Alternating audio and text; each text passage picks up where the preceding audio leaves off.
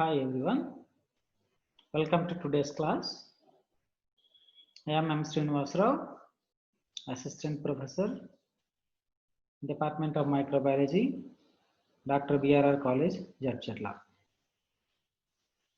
Today, we will discuss about cellular respiration. So one of the important topic in physiology, especially in microbial physiology, how a cell respires, what is a respiration,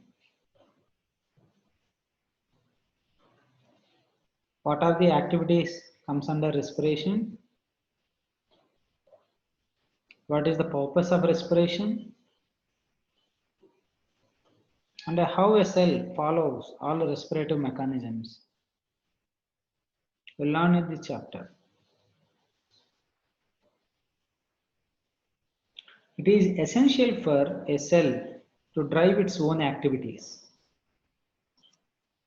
It is very essential for cell to drive its own activities.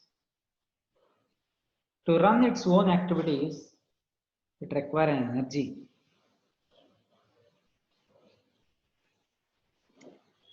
Energy is the major source required for a cellular system to do different kind of activities. As we know that the flow of energy and materials through a cell is essential feature. As energy flows through the living cells, it becomes transformed and redistributed in such a way to allow the cell to grow, multiply, carry out other cellular functions and perform cellular work. It involves various chemical reactions. Hence, the flow of energy collectively forms the process. This process we call as cellular respiration or metabolism. It consists of a complex network of chemical reactions which captures energy from raw materials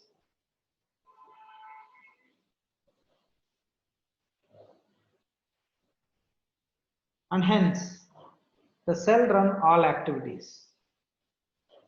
The energy formed in the cell in the form of ATP that can be utilized for rest of the cellular metabolisms.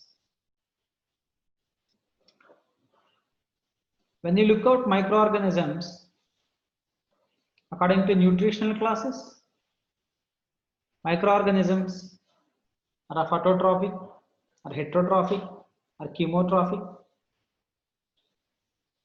And each and every organism runs various kind of respirations.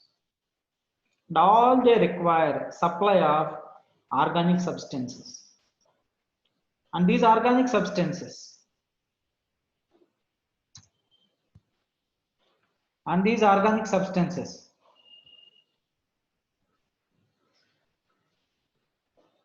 entered into the cellular system and they metabolize and break down.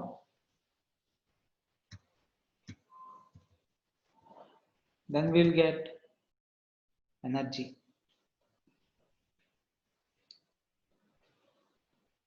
See, flow of materials, energy, and we know that the bacteria is also like all living organisms. Like all living organisms, it needs energy to survive. Not too many of us think about survival of bacteria and how it takes place. But how all organisms get nutrients and energy, the same way the bacteria will also gain the energy and nutrients. In the process of breakdown of nutrients such as glucose into carbon dioxide and water, into carbon dioxide and water, and they releases energy in the form of ATP. We usually observe people exhale carbon dioxide or sweat, and we often think that it is a cellular respiration in human cell. But in bacteria, it does the same thing, but there is no breathing and sweating. But usually there is a consumption of energy takes place. Consumption of energy takes place. So according to sources, cellular respiration is the usage of oxygen, nitrate, sulfate, and break down nutrients to generate cell energy. So cellular respiration is nothing but breakdown of the complex molecules, breakdown of the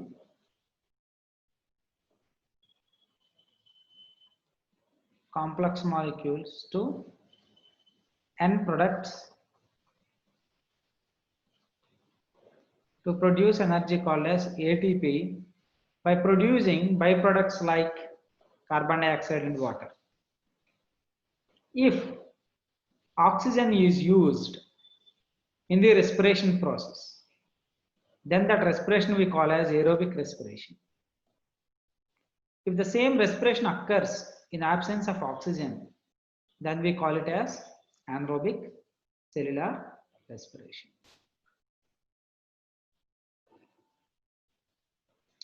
All organisms are on the globe, they employ a mechanism called as aerobic cellular respiration. But it's an exception.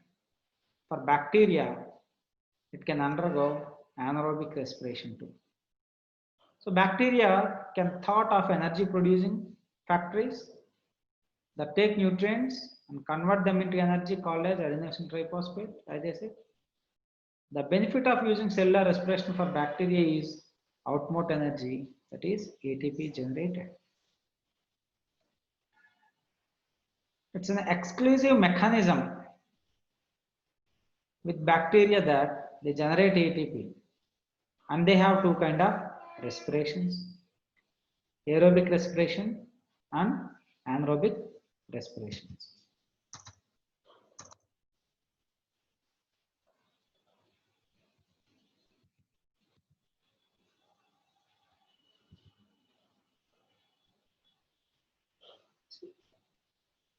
So respiration includes what it includes. Respiration involves oxidation of energy rich reduced organic molecules to oxidize end product that releases sufficient energy for the formation of ATP. An external molecule in highly oxidized state is required to act as final electron acceptor, whose reduction balances oxidation of the initial organic substrate molecule. The external molecule in highly oxidized state is required to act as a final electron acceptor. The external molecule which will be taken outside from the organism, for example, oxygen, whose reduction means an external molecule highly oxidized state is required to act as electron acceptor. It should act as an electron acceptor. It accepts the electrons and it will act as a final electron acceptor, and who will balance the reduction potentials with the initial organic substrate. Initial organic substrate either may be NADH2 or succinate. These are some of the organic molecules, or succinate, fumarate, malate, like this.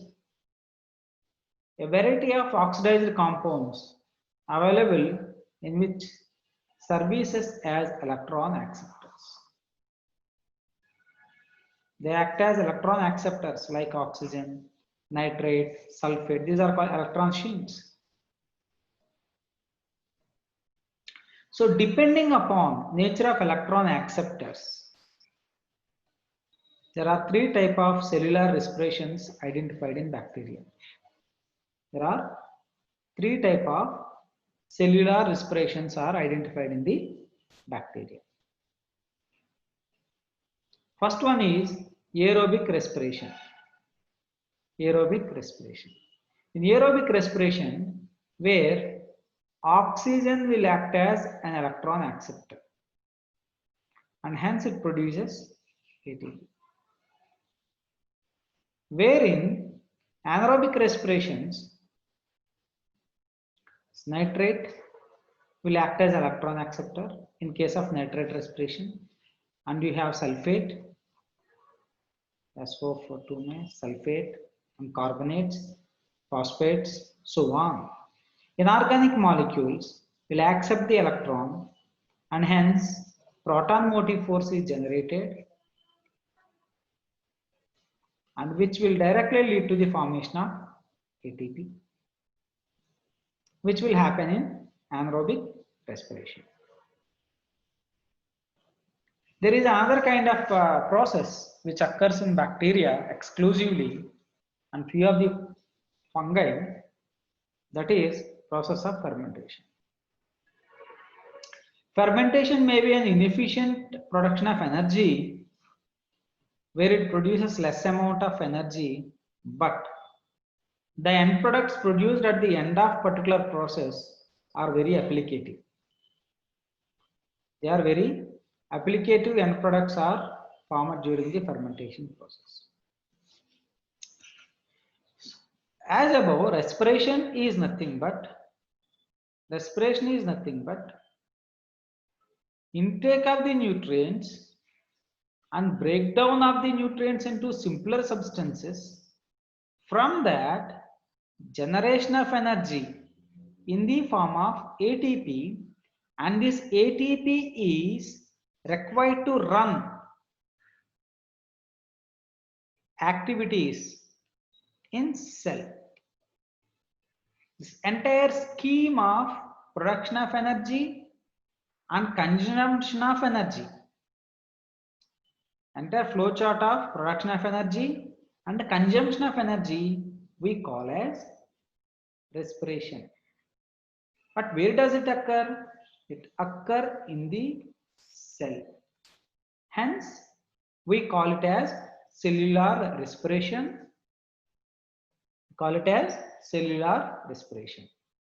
But this in cellular respirations, we identified three different respirations: aerobic respiration, anaerobic respiration, and fermentations.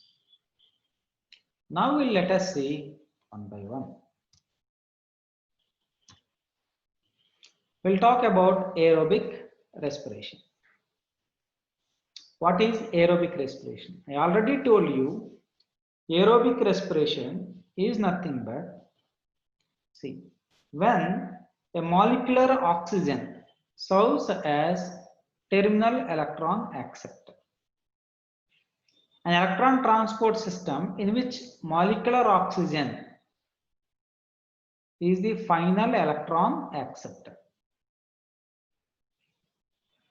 On planet, most eukaryotes and prokaryotes uses aerobic respiration to obtain energy from glucose.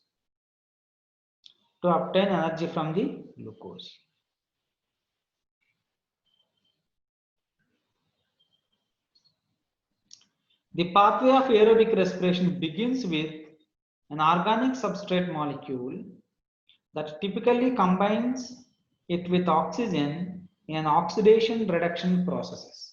What is that? Oxidation reduction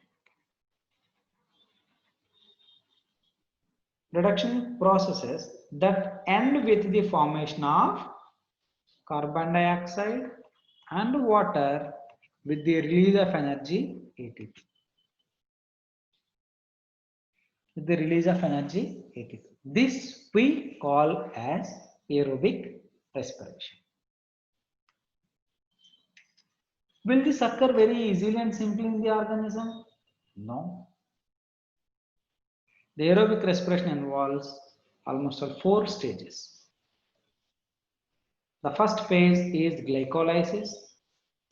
Second phase, a transition reaction that forms acetyl coenzyme A and tricarboxylic acid cycle or citric acid cycle, or electron transport chain and chemiosmosis. There are 4 stages where the oxygen will act as a terminal electron acceptor by undergoing oxidation reduction reactions, produces carbon dioxide and water, and to produce ATP. To do so are from a process, very simply from glucose to carbon dioxide to water and plus ATP, we all require to study and know about all the 4 phases. The bacteria exhibit an amazing variations in aerobic respiration where they process a wide range of organic substrates into various precursor intermediates. When the process is going on, it's a beautiful respiration process. We all think that conversion means the process of breakdown of glucose into simpler substances and formation of carbon dioxide and water and ATP, we call them as respiration. But during this process, during this metabolism, there are various metabolites, intermediary metabolites.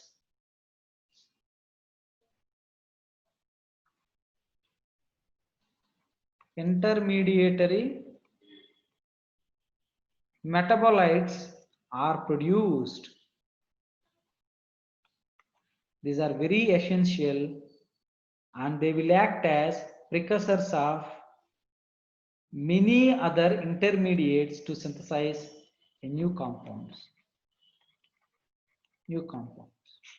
In cellular respiration, there is not only the process of synthesis of energy, at the same time, they are going to convert the molecules into another molecule. There is a bioconversion of molecules takes place according to its requirement.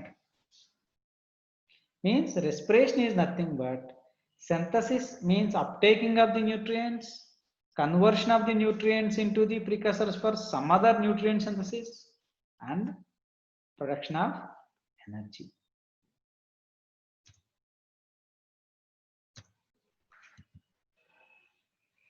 When you see, it's a schematic diagram or it's an introduction or we call it as it's a overview of cellular respiration which happens in the cell. We all know that the basic biomolecule excessively taken up by the bacteria or microorganisms or macroorganisms are in the form of carbohydrates.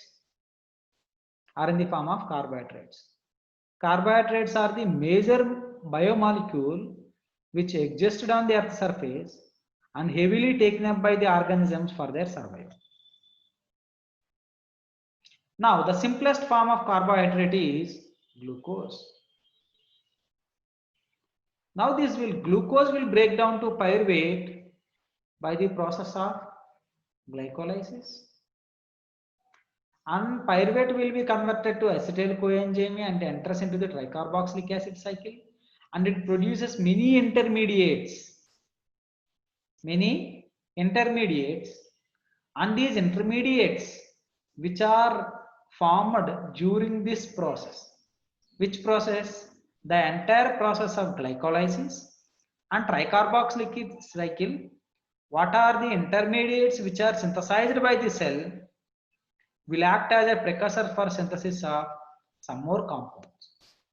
Now this acetyl coenzyme A is used for synthesis of fatty acids. Fatty acids will synthesize the lipids.